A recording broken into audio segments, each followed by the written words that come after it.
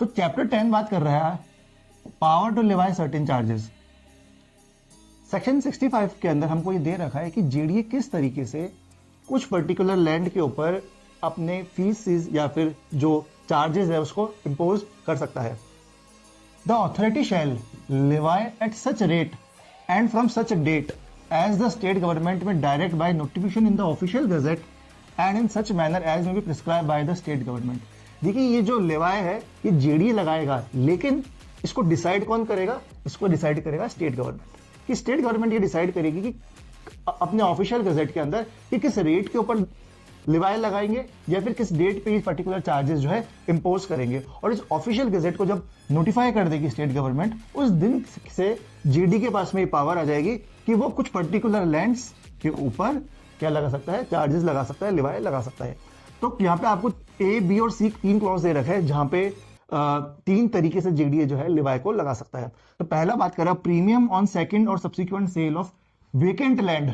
यहाँ पे इंपॉर्टेंट है vacant land in Jaipur region. देखिए जेडीए जो है वो सेकंड और सब्सिक्वेंट सेल के जो कि वेकेंट लैंड की हुई उस पर जो जयपुर रीजन के अंदर है उसके ऊपर प्रीमियम लगाता है। अब ये सेकंड और सब्सिक्वेंट सेल का मतलब क्या हुआ कि कोई एक ऐसी लैंड है जो किसी पर्सन ने जेडीए स्टेट गवर्नमेंट से परचेज करी है, उस लैंड को वो फर्दर जब किसी भी इंडिविजुअल को, उस वेकेंट लैंड को किसी भी इंडिविजुअल को वो अगर सेल करता है, तब वहां पे जो है उस पर्टिकुलर पर्सन को, जो परचेजर है या फिर जो सेलर है, उनको यहाँ पे प्रीमियम देना पड़ेगा। किसको? जेडीए को।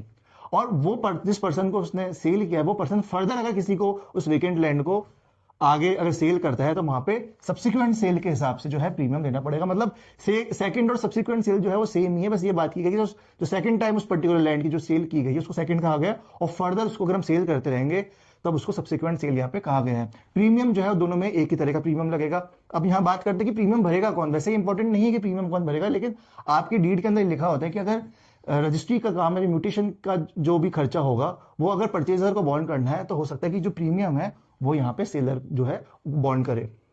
सेकंड है an annual levy on vacant land in Jaipur reason.